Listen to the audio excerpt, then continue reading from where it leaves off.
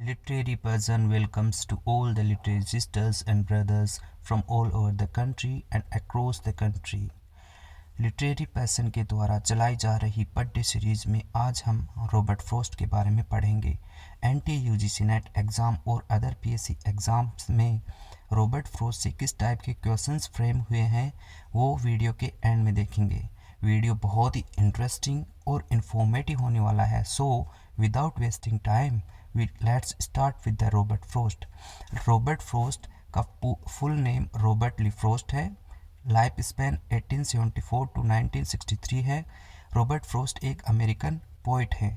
Robert Frost की जितनी भी राइटिंग्स हुई हैं वो इनिशियली ब्रिटेन में, उसके बाद में यूएस में पब्लिश की गई हैं।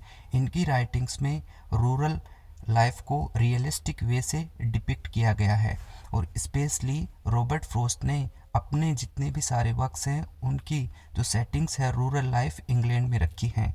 नेक्स्ट पॉइंट, रॉबर्ट फ्रॉस्ट ने 4 बार पुलिट्जर प्राइज़ विन किया है। अभी 4 बार पुलिट्जर प्राइज़ विन किया है तो कौन सी राइटिंग से विन हुआ है, let's C. He got the first Pulitzer Prize in 1924 for New Hampshire, a poem with notes and grace notes. He got the second Pulitzer Prize in 1931 for collected poems. He got the third Pulitzer Prize in 1937 for A Further Range.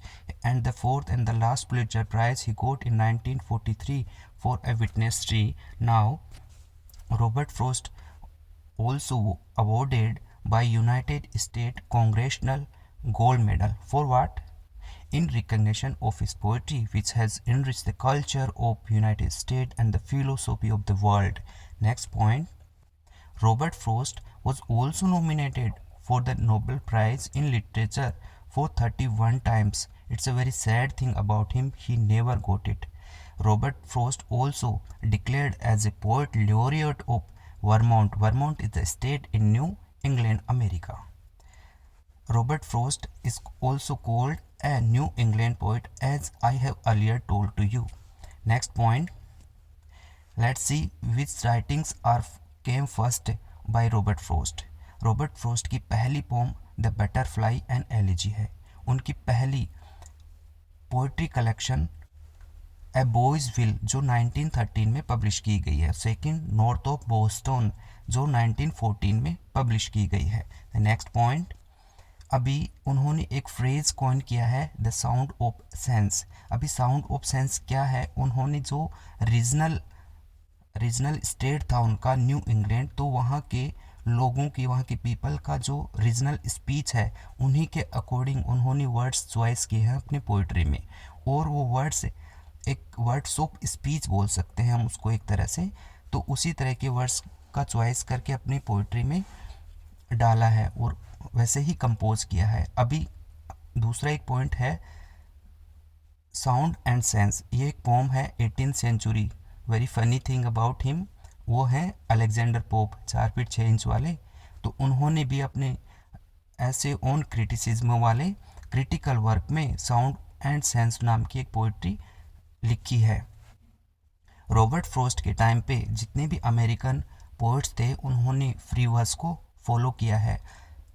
And also Robert Frost used the free verse in his poetry. Breaches वगैरह में उन्होंने free verse को use किया गया है। अभी free verse को उन्होंने पहले टेनिस प्ले के लिए कंपेयर किया है। तो टेनिस प्ले और जो फ्री वर्स है उनको कंपेयर करके उन्होंने एक लाइन लिखी है कि free verse like playing tennis without a net. Next point, हम जानते हैं कि फ्री वर्स का फादर कौन है, तो father of American free verse was Walt Whitman. Walt Whitman को हम अमेरिकन डेमोक्रेटिक पोइट भी बोलते हैं जो ग्रास ऑफ लीव्स के लिए फेमस है। The next point, Robert Frost की एपिटोप पे क्या लिखा हुआ है, कौन सी लाइन है, I had a lover quarrel with the world. ये जो लाइन है उनकी एक लास्ट पोम थी द लेसन फॉर टुडे, वहाँ से इन्होंने पिक किया है। The next point, Robert Frost ने एक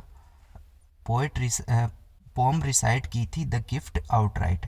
अभी वो प्रेसिडेंशियल इनॉग्रेशन हुआ था जॉन एफ कैनेडी का, तो उस टाइम पे उन्होंने द गिफ्ट आउटराइट को रिसाइट किया है। द नेक्स्ट पॉइंट, इनकी दो पोम हैं ब्रिचेज एंड वाइल्ड ग्रेप्स। ये ब्रिचेज एंड वाइल्ड ग्रेप्स में यूरिपिडीज का वाकई करके एक ट्रेजिडी हुआ है, तो वहाँ से थीम सिमिलर है इन दोनों पोम्स में।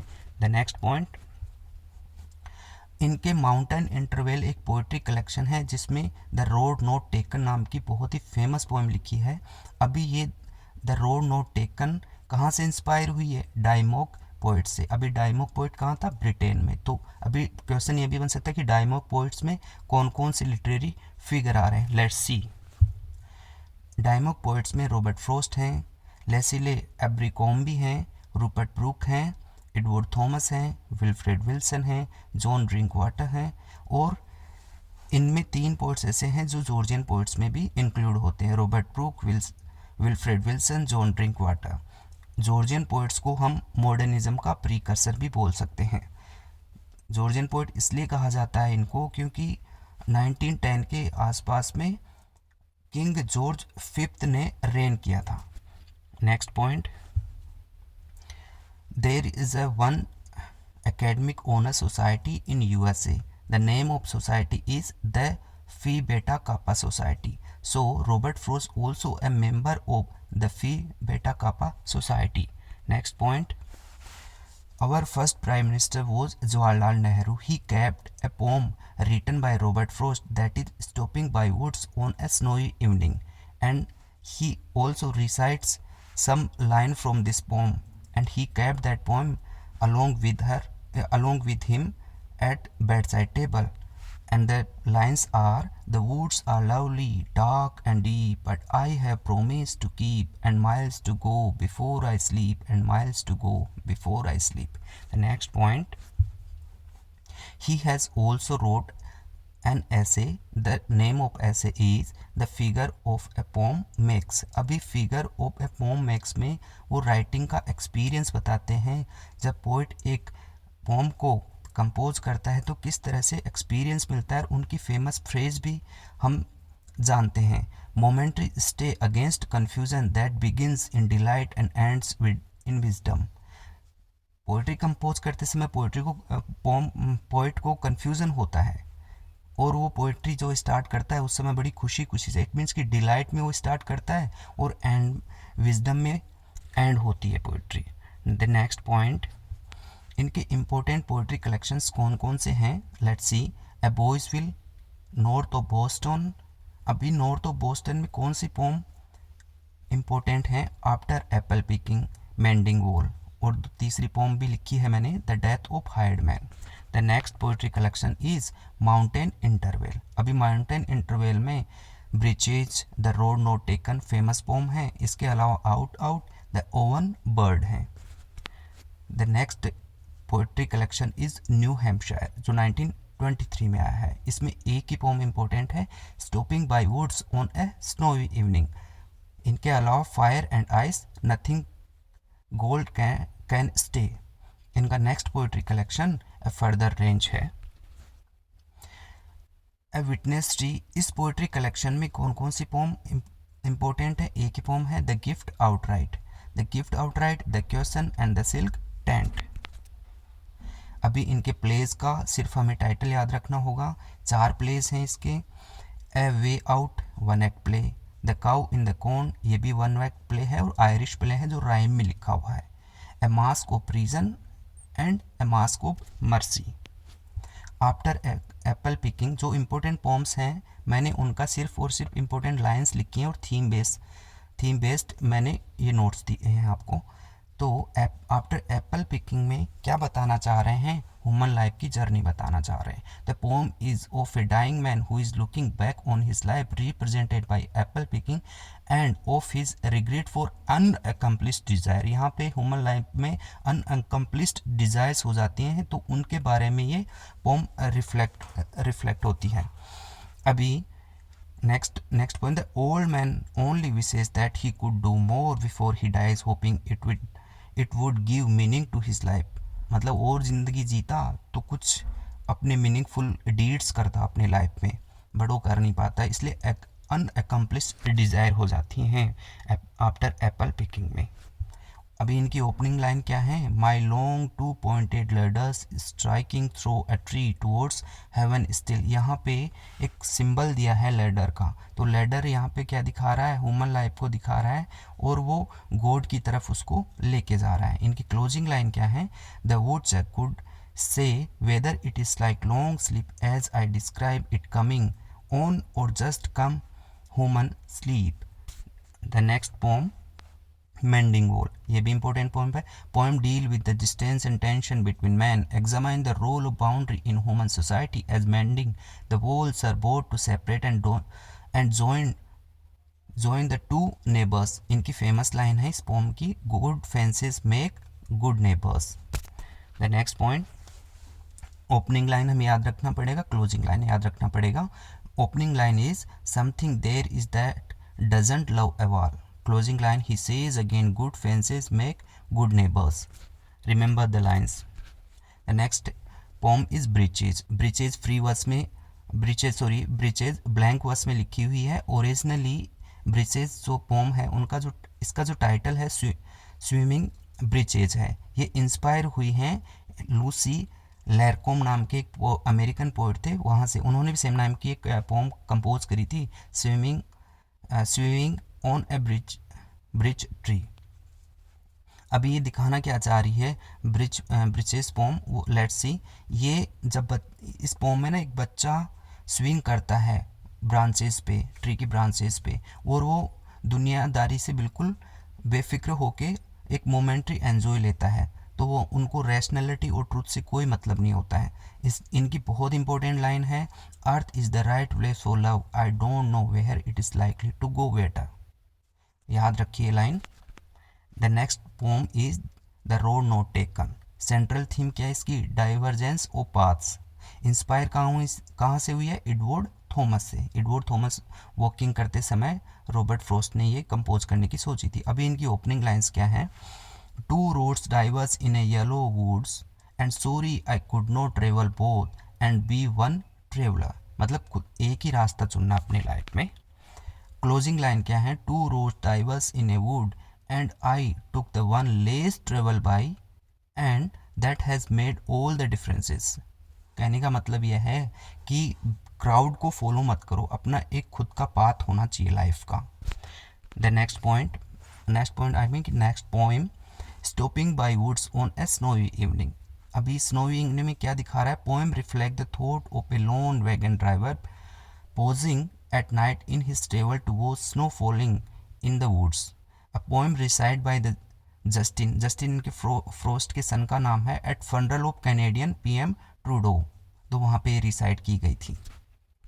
अभी इनकी ओपनिंग लाइन क्या है स्नोई इवनिंग की, whose woods these are I think I know, his house is in the village though he will not see me stopping here to watch his woods fill up with snow. Closing line क्या है, the woods are lovely dark and deep but I have promised to keep and miles to go before I sleep and miles to go before I sleep। मतलब life and होने से पहले मुझे बहुत सारे great deeds करने हैं। इस तरह की थीम ये रिफ्लेक्ट करती है पोम, जो पीएम जवाहरलाल नेहरू ने भी इस पोम की लाइन को अपने साथ में रखा करते थे। द नेक्स्ट, अभी हम देखते हैं कि रॉबर्ट फ्रॉस्ट को किस तरह से एंटी यूजीसी नेट एग्ज़ाम ने पूछा है। तो पहला क्वेश्चन टाइटल बेस्ड है, let's see. Road not taken written by Robert Frost. Tonight I can write the saddest line written by Pablo Neruda. I hear America singing written by Walt Whitman. I too sing America Langston Hughes. The next question, ये भी title based है। I hear a fly buzz written by इमली Dickinson. इमली Dickinson वैसे death के ऊपर ज़्यादातर इनकी पोम्स हैं। ब्रिचेज written by Robert Frost. Sunday morning Wallace Stevenson. A supermarket in California, Allen Ginsberg. Third question, because I could not stop for death written by Emily Dickinson. Oh Captain, My Captain written by Walt Whitman. Two road divers in a wood written by Robert Frost. So much depend upon William Carroll Williams. Next question देखते हैं.